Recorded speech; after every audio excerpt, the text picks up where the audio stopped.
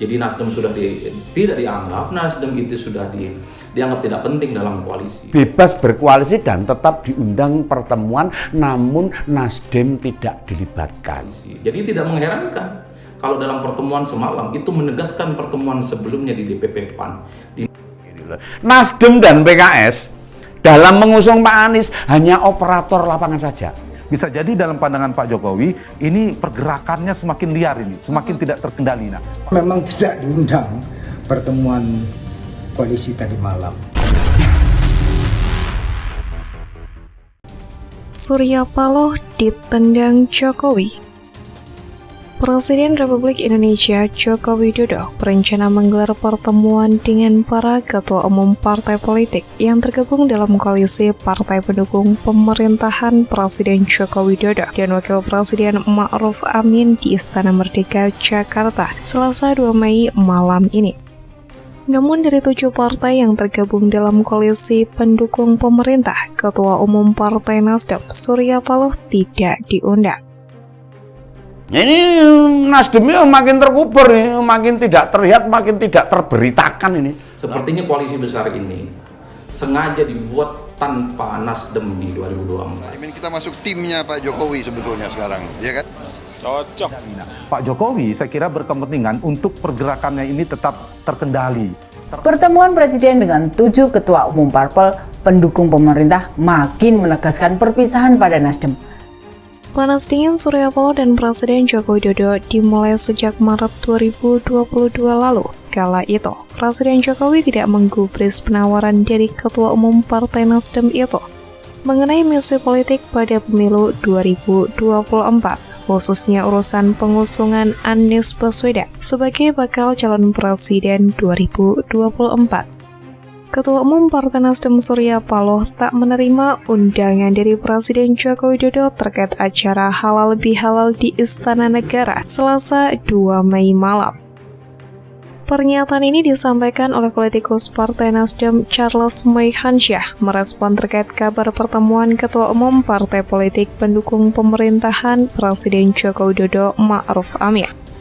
Ketua Umum Nasdem Pak Surya Paloh sampai siang ini tidak mendapatkan undangan untuk acara nanti malam. Yang kedua, yang jelas kalau kami diundang, biasanya kami dengan baik akan hadir. Tapi kalau kami juga tidak diundang, kami menghormati atas ketidakundangannya tersebut, kata Charles dikonfirmasi Selasa 2 Mei. Ia mengamini Surya Paloh tidak diundang oleh Kepala Negara dalam acara silaturahmi di Istana Negara malam ini. Ia tidak diundang Presiden Jokowi, ungkap Charles. Kita tahu beberapa bulan belakangan muncul wacana reshuffle kabinet semenjak Anies Baswedan dideklarasikan Partai Nasdem.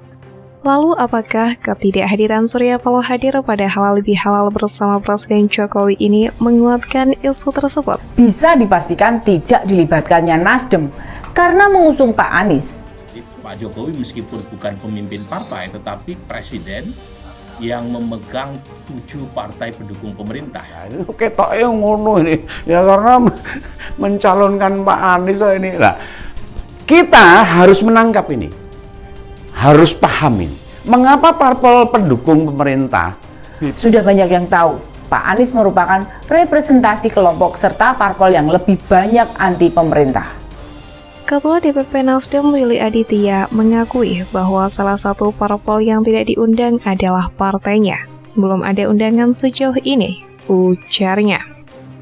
Saat ditanya di mana keberadaan Ketua Umum Nasdem Surya Paloh saat ini, Willy mengungkapkan bahwa Surya Paloh tengah berada di luar negeri.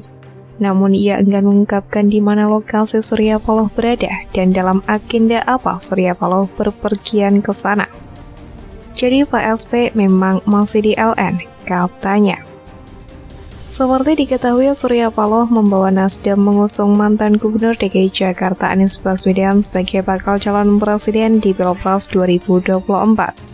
Posisi politik itu membuat relasi Paloh dan Nasdem dengan Jokowi dikabarkan merenggang. Adapun Surya Paloh terakhir terlihat di publik saat partainya menggelar acara buka puasa bersama mitra koalisinya di Koalisi Perubahan untuk Persatuan. yakni Demokrat dan Partai Keadilan Sejahtera atau PKS, dan bakal capres yang diusung KPP Anies Baswedan Nasdem Tower, Jakarta, Sabtu 25 Maret 2023.